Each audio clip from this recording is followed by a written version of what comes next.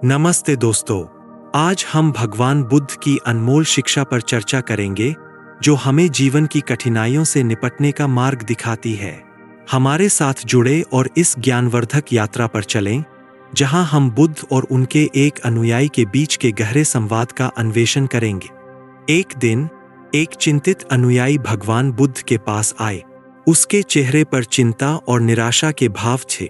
उसने गहरा प्रणाम किया और पूछा, हे ज्ञानियों के ज्ञानी, मेरा जीवन कठिनाइयों से भरा हुआ है। हर दिन मुझे नई चुनौतियों और बाधाओं का सामना करना पड़ता है। एक साधारण व्यक्ति इन कठिनाइयों से कैसे निपट सकता है? बुद्ध मुस्कुराए और धीरे से बोले, प्रिय, हमारे दुखों का मूल हमारे अज्ञान और लालच में है। जब तक हम अपने मन को शांत नहीं करते और अपनी इच्छाओं को नियंत्रित नहीं करते, तब तक हम पीड़ा में रहेंगे। फिर बुद्ध ने एक कहानी सुनाई। एक बार एक किसान था जो अपनी फसल को लेकर बहुत चिंतित रहता था। हर बार जब बारिश नहीं होती थी तो वह बहुत परेशान हो जाता था और सोचता था कि उसकी फसल बर्बाद हो जाएगी। लेकिन जब उसने ध्यान और संतुलित मन का अभ्यास किया तो उसने समझा कि वह केवल उन चीजों पर ध्यान केंद्रित कर रहा था जिन्हें वह नियंत्रित नहीं कर सकता था। उसने अपनी चिंताओं को कम किया और उसने देखा कि उसकी मानसिक शांति बढ़ गई और वह बेहतर निर्णय ले सका। अनुयायी ने फिर पूछा, तो हे प्रभु, हमें क्या करना चाहिए?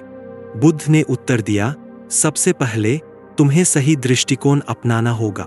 अपने जीवन को 4 आर्य सत्य के प्रकाश में देखो। पहला सत्य यह है कि जीवन में दुख है। दूसरा सत्य यह है कि दुख का एक कारण है। तीसरा सत्य यह है कि दुख को समाप्त किया जा सकता है। और चौथा सत्य यह है कि दुख को समाप्त करने का एक मार्ग है। बुद्ध ने एक और उदाहरण दिया। एक व्यापारी था जिसने अपने व्यापार में भारी नुकसान झेल। उसने सोचा कि अब सब खत्म हो गया है, लेकिन उसने अपने जीवन में सही दृष्टिकोण अपनाया और 4 आर्य सत्य को समझा। उसने अपने व्यापार में नए तरीके अपनाए और धीरे धीरे अपने व्यापार को फिर से खड़ा किया। बुद्ध ने कहा, दुख से मुक्ति के मार्ग में ध्यान और समर्पण की महत्वपूर्ण भूमिका है। ध्यान के माध्यम से तुम अपने मन को स्थिर कर सकते हो और अपनी इच्छाओं को नियंत्रित कर सकते।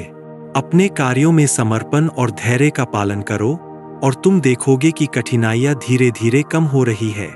उन्होंने एक उदाहरण दिया।